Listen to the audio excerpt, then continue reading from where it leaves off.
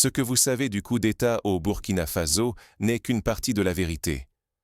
Les faits récents révèlent une machination bien plus vaste que ce que les premiers récits laissaient supposer. Une annonce officielle vient de tout bouleverser, jetant le doute sur chaque détail de cette tentative de renversement. Il ne s'agit pas de rumeurs, ni de spéculations. L'information émane des plus hautes autorités burkinabais. Ce communiqué expose des éléments restés cachés, remettant en cause ce que la majorité des médias ont relayé. Pourquoi ces révélations sont-elles si graves? Parce qu'ignorer leur portée, c'est risquer de se tromper sur la nature réelle du pouvoir en Afrique de l'Ouest.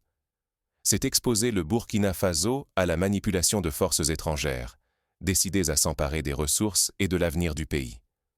S'agissait-il vraiment d'un coup improvisé ou d'une opération orchestrée à l'étranger pour éliminer le président Ibrahim Traoré? Qui sont les vrais commanditaires et quel est leur but? Décortiquons ensemble cette affaire et découvrons les enjeux qui pèsent sur la souveraineté du Burkina Faso. La vérité derrière ces révélations dépasse l'imagination. Voici ce que les autorités viennent de dévoiler et pourquoi tout change.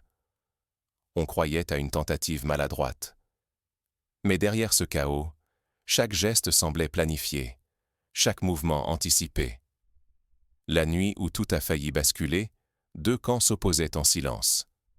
D'un côté, le président Ibrahim Traoré, cible désignée, de l'autre, Paul-Henri Sandaogo Damiba, ancien chef d'État, soupçonné d'orchestrer la manœuvre. L'enquête a révélé un enchevêtrement.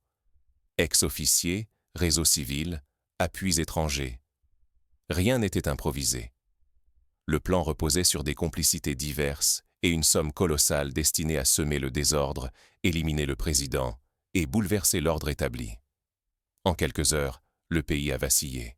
Chaque nom dévoilé, chaque connexion mise au jour augmentait la tension. Manipulation, interférences étrangères, risque d'un retour à l'instabilité. Sous-estimer ces faits, c'est risquer de sacrifier la souveraineté du Burkina Faso. La moindre faille pourrait livrer le destin national à ceux qui agissent dans l'ombre. Comment ce piège s'est-il refermé sur le président Traoré? Les premiers signes de la conspiration sont apparus bien avant la nuit fatidique. Derrière les uniformes, il y avait des valises pleines de billets et un scénario répété. Le ministère de la Défense accuse sans détour. La Côte d'Ivoire serait le principal financeur du coup d'État manqué. Cette fois, ce n'est plus une rumeur, mais une déclaration officielle qui fait vaciller les repères. Les autorités parlent de plus de 70 millions de francs CFA investis dans une opération à but unique. Éliminer le président Ibrahim Traoré. Le plan était précis, en 2 actes. D'abord, assassiner le chef de l'État, rappelant le traumatisme de Thomas Sankara. Ensuite, une opération psychologique, menée par des civils étrangers. Leur objectif?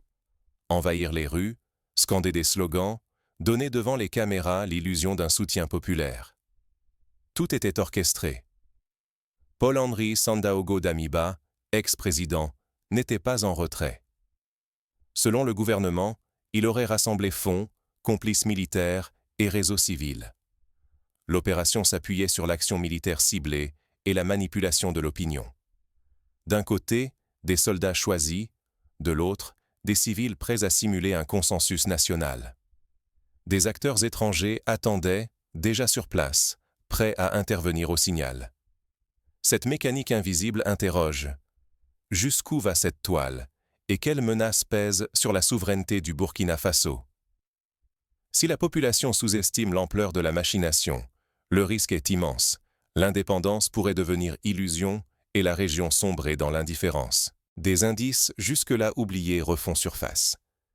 Les enquêteurs remontent la piste de l'argent et des communications secrètes.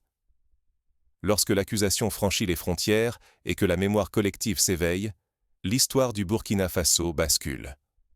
La référence à l'assassinat de Thomas Sankara n'a pas seulement rouvert d'anciennes blessures, elle a ravivé la volonté populaire de défendre la souveraineté nationale. Pour beaucoup, évoquer Sankara, c'est rappeler que toute perte d'indépendance a un prix inacceptable. Mais l'affaire ne s'arrête pas à l'histoire. Dès lors que les autorités accusent publiquement la Côte d'Ivoire, la crise devient régionale. Nommée sans détour, la Côte d'Ivoire se retrouve plongée dans une tempête diplomatique dont les répercussions dépassent les frontières.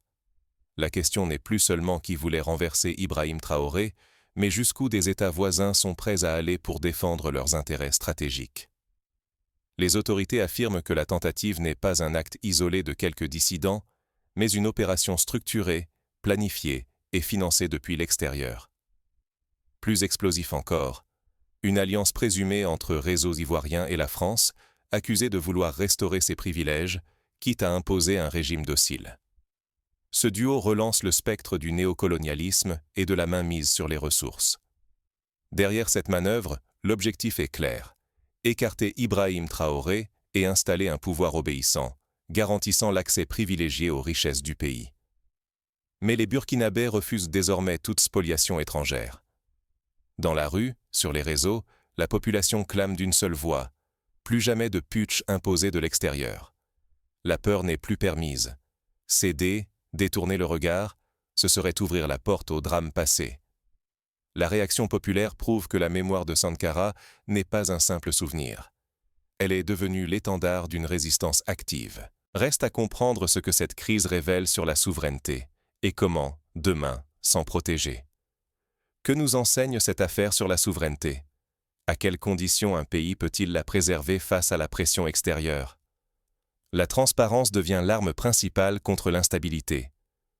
Pour la première fois, le gouvernement rend public des preuves et des enregistrements audio sur le complot. Ce n'est plus un discours. La vérité éclate.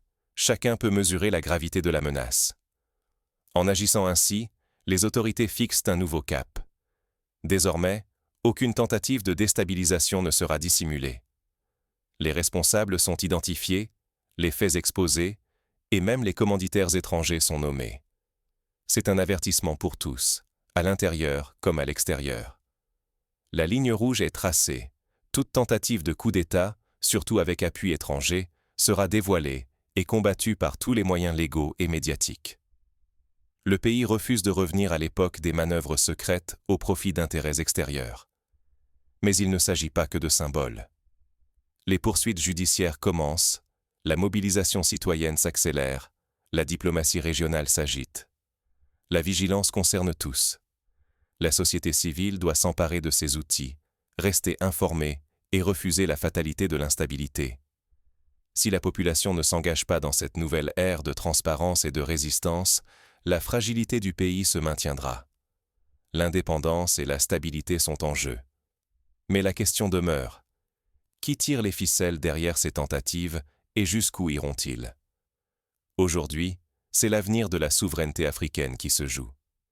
Face à des opérations pilotées de l'étranger, la question dépasse la politique.